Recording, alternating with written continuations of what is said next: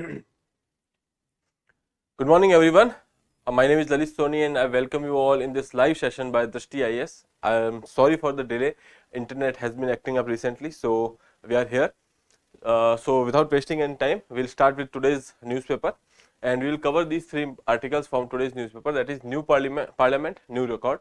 Okay, so recently there has been suspension of few MPs from the Parliament. Okay, so we'll talk about that issue, what effect it has on the working of the Parliament. We'll talk about that, and then there is this new telecom bill.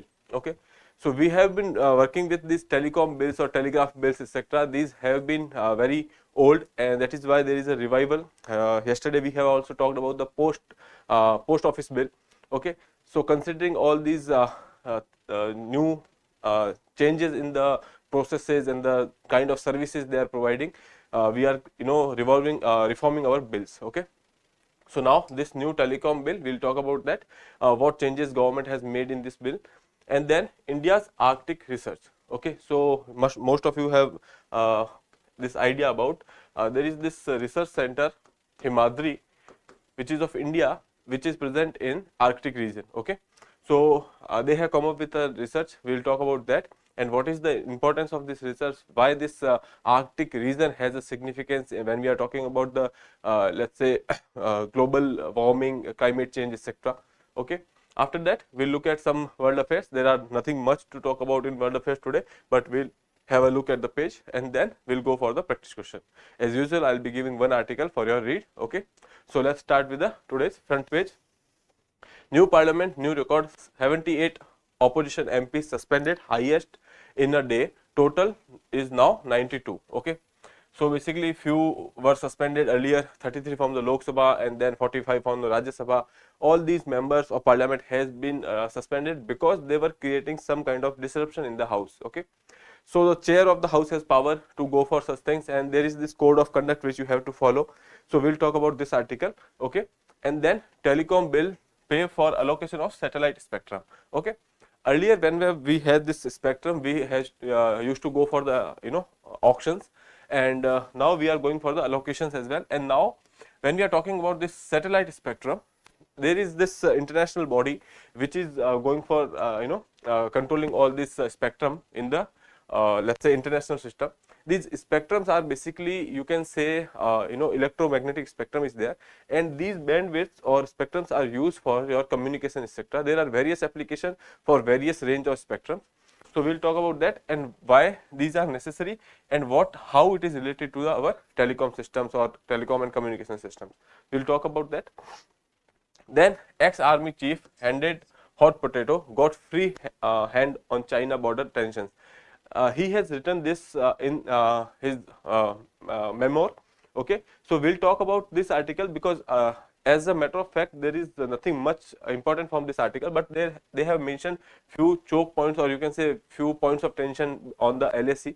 So we'll talk about those points on the map. Okay, so let's start with the first article, that is New Parliament, new record, 78 opposition MPs suspended, highest in a day, total now 92. Earlier, last time such event happened was in 1989 when 63 MPs were suspended. Okay, so now this is a new record, 92. So let's see, the opposition MPs were suspended for causing disruptions in the Parliament, seeking a statement from Union Home Minister Amit Shah regarding Parliament security breach on December 13th. So basically we have talked about the security breach. Okay, few men has entered the Parliament, breaching the security, etc., and then they have created hookers in the Parliament. Now after that the opposition has demanded for an inquiry. They have also demanded that Home Minister should made a statement in the House. Other than that, PM should be present at particular point of time. Few of them has asked for the resignation of Home Minister. All these things has happened in the House, because of which the proceedings of the House has disrupted. That is why these 78 MPs from Lok Sabha and Rajya Sabha has been suspended on Monday, and after that 14 MPs has suspended earlier. There are some 92 MPs in total, they have been suspended. Okay, so now this suspension count surpassed the previous record which was set in 1989. Okay, when 63 opposition members were suspended from Lok Sabha over an inquiry commission report on the assassination of the former Prime Minister Indira Gandhi. So when this report was put forward in the parliament on the findings of these reports, there were some apprehensions by the opposition, and they had demanded certain things, because of which the chair of the house has called for the suspension of 63 member of parliament in 1989. That was the time of Rajiv Gandhi.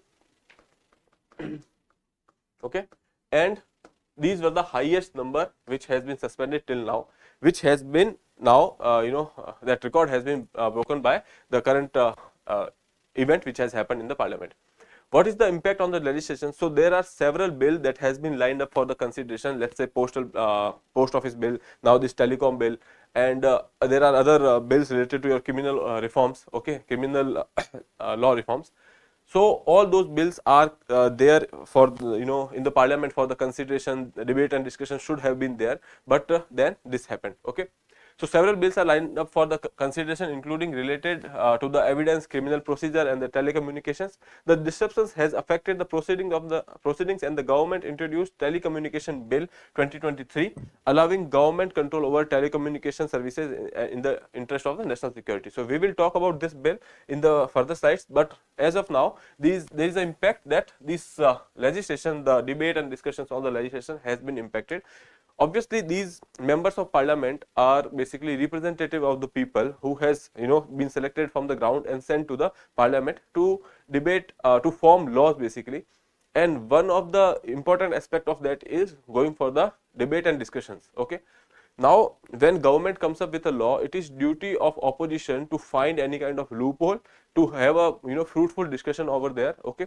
To criticize the policies, or you can say critically analyze the policies of the government.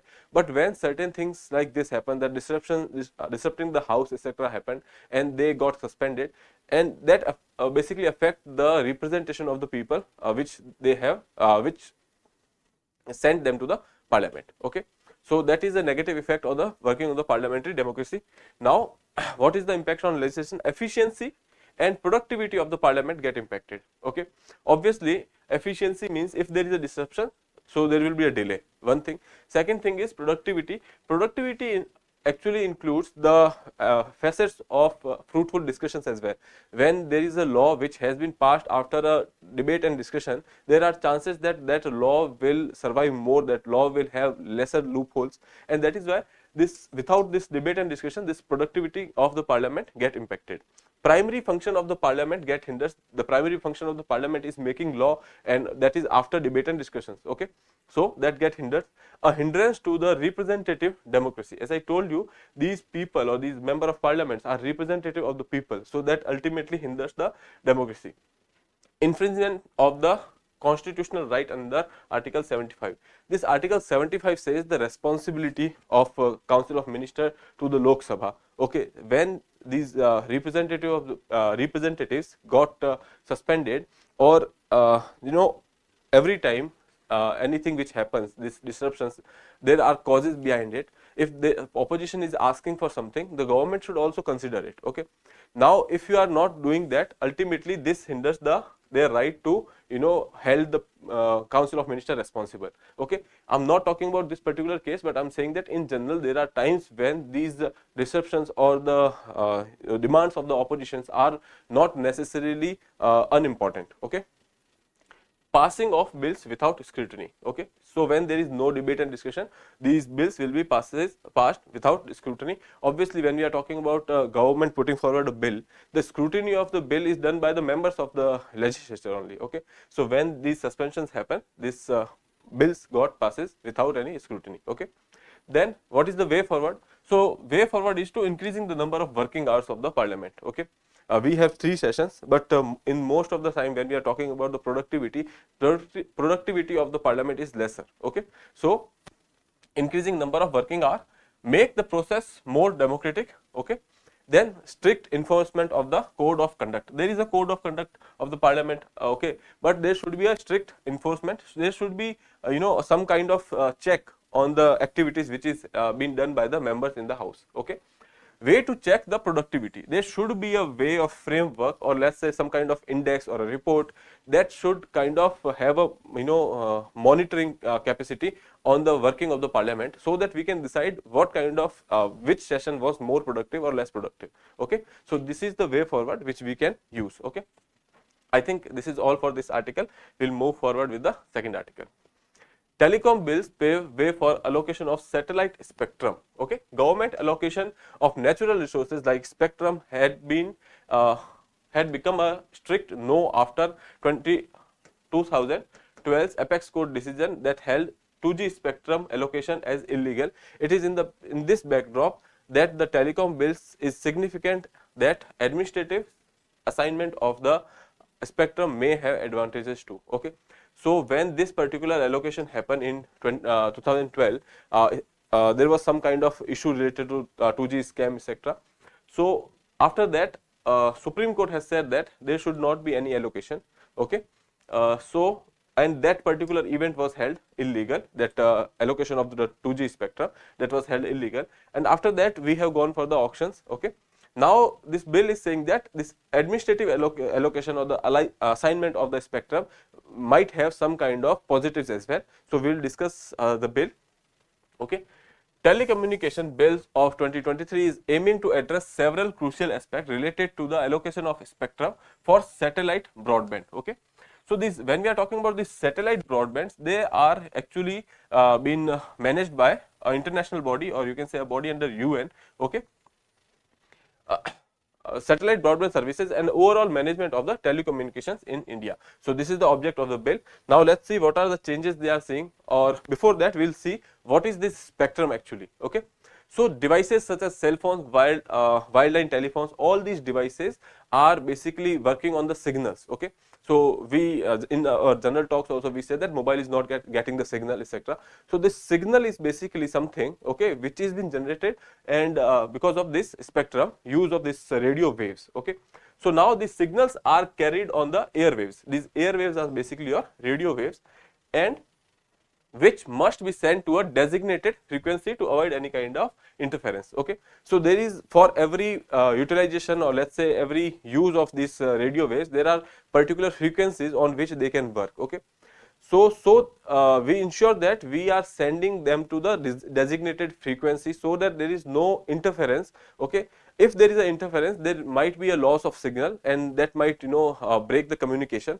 That is why this bandwidth or the frequencies or the spectrum, all these things are important to make sure there is a continuous and non any signal without any kind of interference. Okay, interference may prevent reception altogether, may cause a temporary loss of signal, or may affect the quality of the sound or picture produced by the one's equipment. So basically here we are saying that whatever signals these are cell phones are basically using, they have been carried by this airwaves or radio waves. Okay, and these radio waves should be sent to the designated frequency, and if not, then there can be a interference. Okay, to avoid that interference, there should be a proper use of these airwaves. Okay, now here you can see this is the electromagnetic spectrum.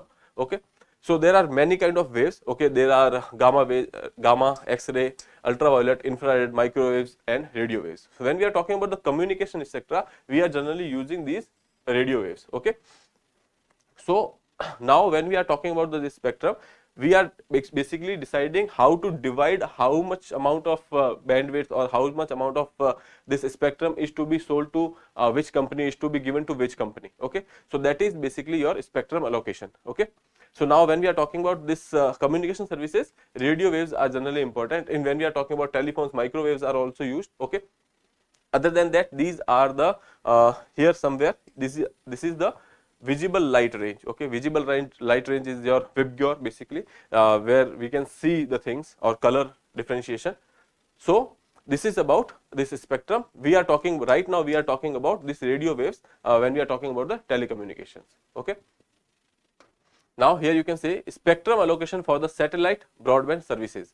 The bill proposes a shift toward administrative allocation of spectrum for satellite broadband services instead of relying only on the auctions. As of now, we are using auctions. Okay, government come up with the tender, and then there are auctions, but now government saying that we can go for the administrative allocation. Okay, this move is influenced by the unique nature of satellite spectrum, which operate internationally and managed by the International Telecommunication Union. Okay, this is ITU. As I told you, there is this international body which governs it. Entities like OneWeb, Starlink, and Amazon's Kuiper could benefit from this shift. Okay, so these are connectivity networks. Okay, so if there are they have been given any kind of administrative allocation of the spectrum, that would be that would be beneficial for this entities like OneWeb, Starlink.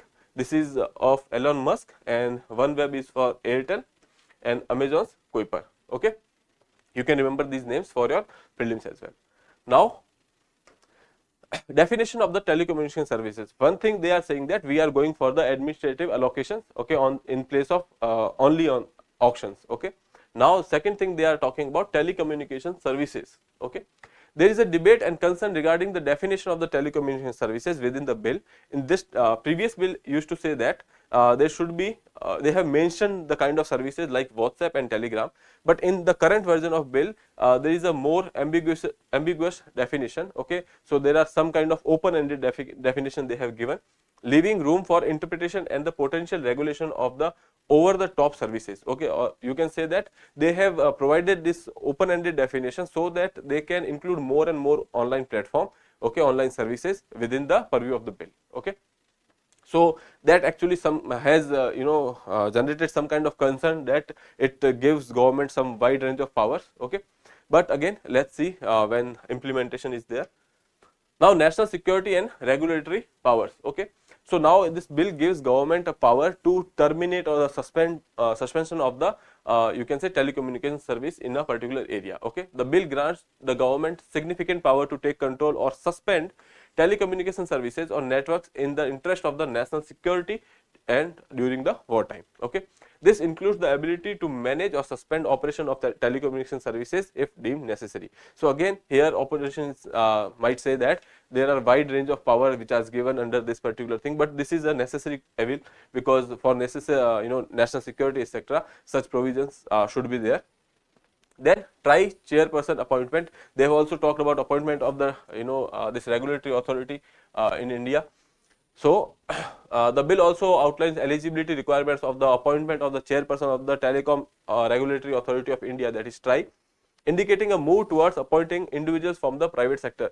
That is just a speculation right now. Okay, but they have also touches the area of appointment as well. Okay. Now, when we are talking about the overall bill, you can say overall the bill seeks to modernize and reform India's telecommunication laws, replacing the outdated regulation with a more contemporary framework, so that we can include more and more online services and regulate them. Okay. However, it also sparks debate and concern regarding the potential scope of regulatory powers and impact on various entities within the telecommunication and online service sector, because they are saying that they have given an open-ended definition, and that is why there are concern regarding this. Okay, so that is about this allocation of spectrum. So we have talked about this spectrum is necessary for the telecommunication services. There is a designated frequency on which these services are perform efficiently. So now this allocation of spectrum becomes important for the companies which are in the telecommunication industry. Okay, they have given some examples like OneWeb, Kuiper, etc. So these entities are trying to build a network worldwide. So that can be important when we are going for such things, and with this bill we are going towards the you can say global practices. So that becomes important. Now, moving further, defense and security part. Ex-army chief handed hot potato, got free hand on China border tensions. Okay, so basically in his memoir 4 Stars of the Destiny, Mr. M.M. Naravne has said certain things about the or you can say he has shared some details about the Galwan clash which has happened in the 2020 on LAC. Okay, so he has mentioned few names. We will talk about those names here. He has mentioned this Rachin La. Okay, he has said that there was this clash in this particular area in August 2020. Okay, so what happened earlier is that Chinese troops were moving towards India and making some kind of temporary infrastructure over there, and former army chief was given absolute powers to respond in a manner he seems fit. Okay. Now he thought that we could not go for, or we should not go for direct military action. They have done something, show of power, you can say, on the LAC. What they have done, that they have started moving the troops toward the these Chinese troops, which has been moving forward or building this temporary infrastructure. So when our troops move to that particular point, those Chinese troops also stalled there, and then they stopped there, and then they started building temporary infrastructure there. Okay, and this gave rise to a standoff in that particular area. Okay, so he has shared this particular name, Rachin La. Okay, it is on the LAC in the southern part of the, you can say, this Pangong Tso lake. This is the lake. Okay, and here this is your this is our boundaries. Okay, so there is this Rachin La Pass. Okay, so you should remember this name, and there is Rezang La Pass. Okay, this Chunsul is a point where this military talks has happened in the past. Okay, other than that, this area of Pangong Tso lake is important. Here we can see in this particular picture here, there are certain areas which were in news because of this standoff. One thing is this Despang plains. Okay, these Despang plains are, you can say, very old issue when we are talking about India and China. Okay, that is one. And then in this particular time, when we are talking about August or 2020 timeline, here there have been some point of clashes, like in the Galwan, in the Despang plains, certain areas, then Galwan, then on the north bank and the south bank of the Pangong Tso lake, and then there are this area which we have talked about, that is your Rachin La Pass. Okay, so that is somewhere here in the south of the Pangong Tso lake. Okay, so these areas has been in news when we are talking about this particular 2022 standoff. Galwan, Hot Spring, north bank and south bank of the Pangong Tso lake. Okay, and certain part of the Despang plains. Okay, you have to remember all these areas for your exam point of view, because they can ask simply in the prelims as well as for mains also. You should remember all these areas. Okay. Now there is this Daulat Beg Oldie. We are building some kind of infrastructure or connectivity routes to this particular area, because Daulat Beg Oldie is India's highest airstrip, or you can say this is the airstrip at the highest altitude. Okay, so that is strategically important for the troop movement to the glaciers. Okay, so that is why this we are trying to make an road or connectivity infrastructure to this particular area, which passes somehow here somewhere near this particular LAC. So that is cause of concern for China, and that is why you will see that they are kind of creating this standoff etc. in the nearby areas of this particular road, that is in the Daulat Beg Oldie or then Galwan Valley or Pangong Tso Lake, Hot Spring areas. Okay, so that is about these locations which has been in article. Okay. Now center launches forest certification scheme to counter foreign agencies. Okay. Right now what we are talking about, whenever we are talking about any kind of product which has been generated or produced out of any kind of forest, okay, for them we are having this forest certificates which has been provided by the other entities like foreign agencies. Okay. Now these foreign agencies are having less credibility. Okay, that is why government has decided to go for their own certifications. Okay, now launch of the Indian Forest and Wood Certification Scheme by the government makes a significant move to address the concern about the deforestation and authenticity of the forest certification. As I told you, these foreign agencies which are providing these certificates having less authenticity, and there are some kind of issue attached to it, and that is why government has launched their own scheme.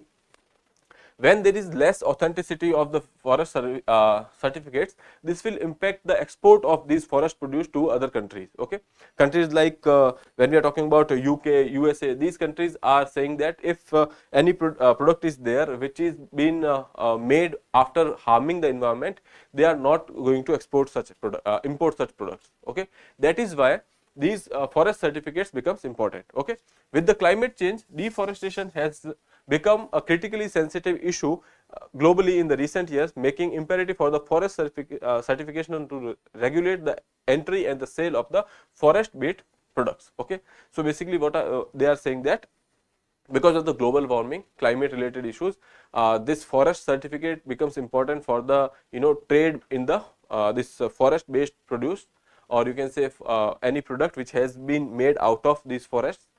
Now they are these certificates indicates that there is a very less harm which has been implicated or the put towards the environment when we are talking about making of such products. Okay. So other than that, at the global level, we can say at the Glasgow climate meeting in 2021, more than 100 countries made a pledge to stop and start reversing the desert deforestation by 2030. So in the wake of this thing, when we are going for making any produce from the wood or let's say from the trees, okay, so at the one hand we are talking about stopping the deforestation. On the second hand, if we are going for the making products out of these trees and the woods, that is why there should be some kind of mechanism to have a check on such things. That is why these certificates becomes important. Okay. Now what is forest certificate? It is a mechanism for forest monitoring, tracing and labeling timber, wood and pulp products and non-timber forest produce. Okay.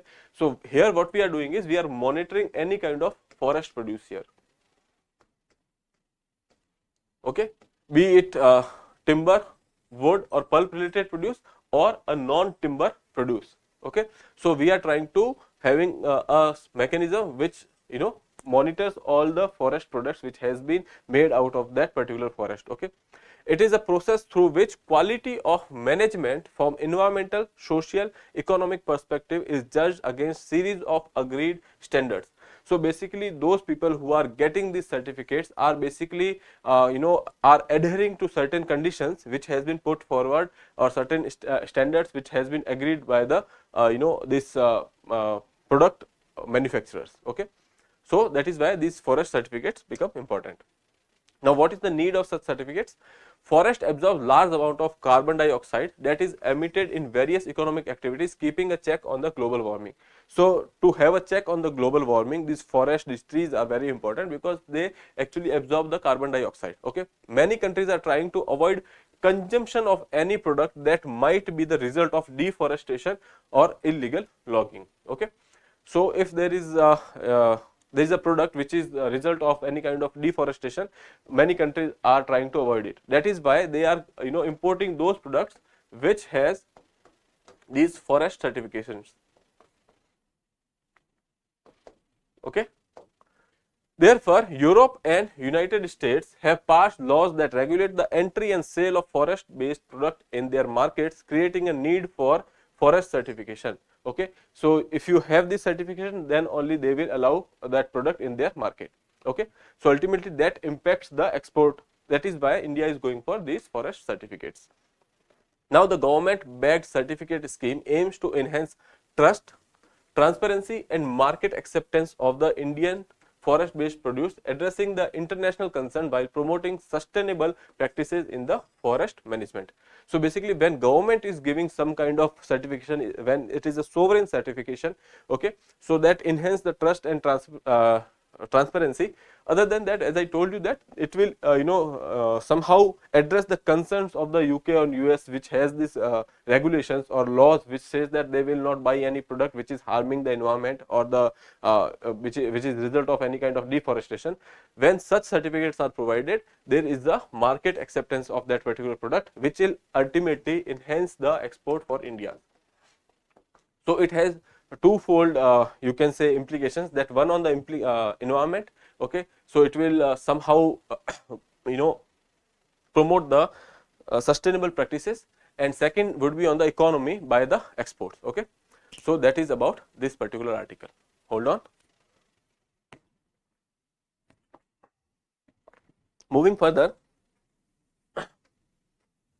India's first winter of Arctic research, why it matters. Okay. So this particular region, Arctic region, is, you can say, it is an indicator of change in the climate. It is an indicator of the global warming, because most of the ice cap has been melt over there. The temperature has been risen in this particular area. So that is why Arctic becomes important. Okay. Now Arctic is a region, there are some kind of constraint when we are talking about the research in that particular area because of the temperature. Okay. that is why we have to have some kind of research centers there. India has also gone for building a research center there, okay. And now that first winter Arctic research has been conducted by India over there, okay. So why this Arctic region is important? Because now we have seen that there are events like global warming, there are climate change, all these events have some kind of impact on the climate of this particular region. And when we are talking about the effects of this changes in this particular area, they will ultimately have an impact on you can say other countries as well, okay. So when we are talking about this region, the things which is happening in this region will have impact on the global climate, okay. So now you must have heard of this positive feedback and negative feedback. So these things works here, okay. If you have not, then you can go and check your static part in the environment. There is this positive feedback in the climate and the negative feedback, so you can read on that. And now coming to this particular article, the Arctic impact the global climate system or ecosystem due to rising temperature and declining sea ice, okay. So we can say that there is a decline in the ice, okay, and because of which sea level is increasing, okay. Sea surface level is increasing, because when ice melts, it will become water and it will increase the surface level of the sea, okay. Now scientific findings, when we are talking about, Arctic has experienced a significant temperature rise of 4 degrees Celsius, okay, in the last century. When we are talking about 4 degrees Celsius rise in the temperature and a 13% decline in the sea ice extent per decade, okay. Now potentially leading to an ice free Arctic by 2040. So when we are talking about this Arctic region, we identify it as an ice cap, okay, but these discoveries, or you can say these research, are saying that by 2040 we will lose this ice cap from the Arctic, okay. Other than that, Arctic changes can impact the tropical sea temperature, precipitation pattern, and the position of the climate zones, possibly leading to an increased extreme weather events. As I told you, whatever activities are happening in the Arctic, they will ultimately have an impact on the global temperature and the climate, okay. So here you can say they will have a impact on the tropical sea temperature, precipitation patterns, and the position of climate zones, possibly leading to the increase in the extreme weather events, okay. Extreme environmental condition in the Arctic poses challenge to conducting research there, limiting the human presence in the research station year round, okay. That is why we are going in a certain part of you can say year for research over there. Geopolitical tensions among the Arctic Council members can hinder exploration, okay. So Russia, US, Canada, these are member of Arctic Council, okay, but you know that there is a tension between Russia and USA.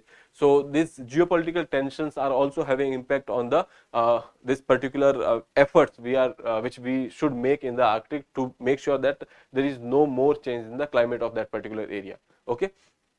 Now when we are talking about India's research, we can say that India has launched its first winter expedition to Arctic. What are the aims? To study the lightning in the Arctic winters, precipitation's role in the climate change, and aerosols impact on the climate of the Arctic region, okay. So that is, these are the aim of India's research over there, okay.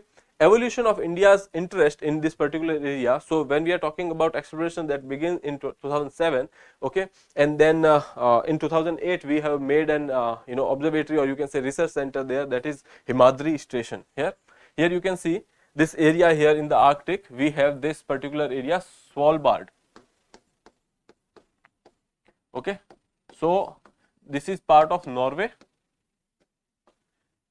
In Svalbard, we also have this seed vault as well,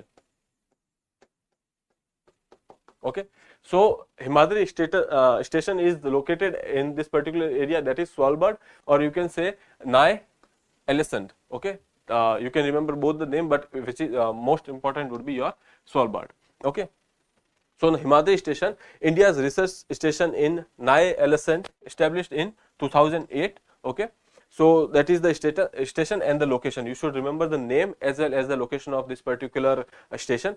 And India has released Arctic policy in 2022 outlining its purpose and the priorities in the Arctic region. Okay, so that is about research which has been done, which is to be done by India, that as we have launched our first winter expedition in Arctic. So we have discussed that why Arctics are important, what are the efforts India is doing, when we have started that, what are the policies we having, if we have a policy or not, and then name of the station, its location. Okay. Now coming to the world affairs, Austin pushes Israel to scale down Gaza operations but won't dictate the terms. They are saying that we are asking them to cut down these issues or the war effort there. They are doing this strike every day.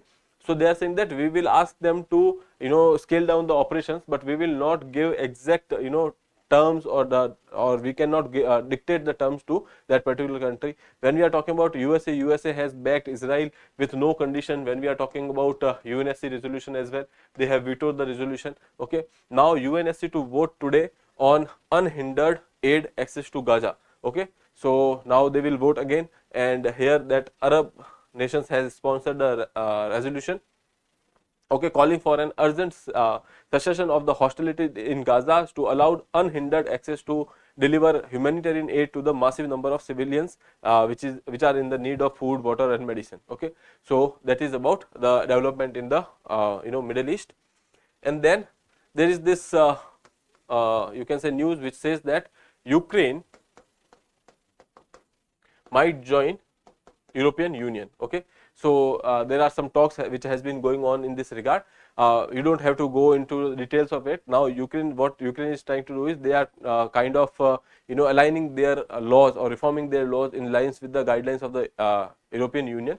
Okay, the Commission reported last month that Ukraine fulfilled 4 of 7 recommendations, including hiring anti-corruption officials, preparing judiciary for a major overhaul, and aligning media legislation with the EU. So basically, before joining in the EU, they are kind of aligning their legislations with respect to the terms of European Union. Okay, so that is about today's articles. Okay, now here center writes to states all you should know about new COVID variant, that is JN1. We have talked about this JN1 in brief.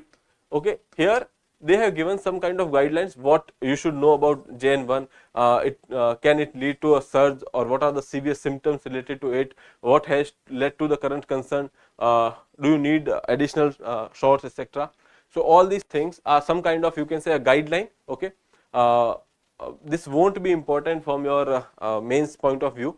Okay, until unless only one thing you must remember, that is the name of the variant, it belongs to which category, which we have discussed in the previous lecture. But now this is for your read. If you want, if you have interest, you can read this article on your own. Okay, now coming to the practice questions which was given to you in the last lecture. Which of the following countries is not located in the Horn of Africa? So we have talked about Horn of Africa because of the that Rwanda country which was in news. Other than that, these migrations from you can say Libya to the Mediterranean and then to the Europe. So that is another thing. And the third was, there was this ship from Malta which has been hijacked by a few people around the Somalia coast, or you can say Gulf of Aden. So in that respect we have discussed that, and when we are talking about Horn of Africa, the Somalia, Ethiopia, Eritrea are included in the Horn of Africa. Ghana is not. Ghana is far in the west, you can say. So here you can see this is the location of Africa, and Ghana you can see somewhere here. Okay, so it is not part of Horn. Horn is this area. Okay, so this is the picture of Horn of Africa. There are Djibouti, Eritrea, Ethiopia, Somalia. These are the 4 countries which are totally part of that Horn of Africa, but few part of these countries like Sudan, Uganda, Kenya are also part of this particular Horn of Africa. Okay, if they ask exclusively, you can go for these 4 countries: Eritrea, Djibouti, Ethiopia and Somalia. Okay, so your answer is that Ghana is not part of your Horn of Africa region. Okay, moving forward, which region in the Arctic is Himadri specifically situated? Okay, A. Greenland, B. Svalbard, C. Iceland, and that Lapland. Okay, so basically you can attempt this question and answer in the comment box. We have discussed this question. It is very simple question for you to answer. Okay, so that is about your prelims based practice, and now let's have a look at the practice question for your mains. Examine the role of parliamentary productivity in the effective functioning of democracy. Okay, now we have actually discussed that article. Okay, you can derive some data from that. You can quote this incidents of 1989, you can quote this incident of 2023 suspension of MPs. Other than that, there are various factors which actually have implications when we are talking about the parliamentary productivity. You can refer your static notes and then make sure you write an answer about it. Okay.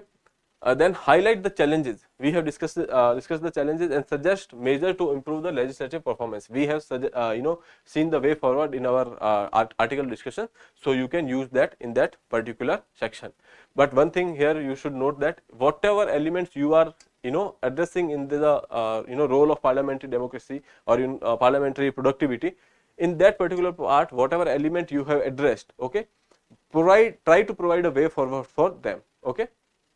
So now that would be all for today's session. I'll wrap up the session here. I'll see you in the next session. Till then, have a good day. Thank you.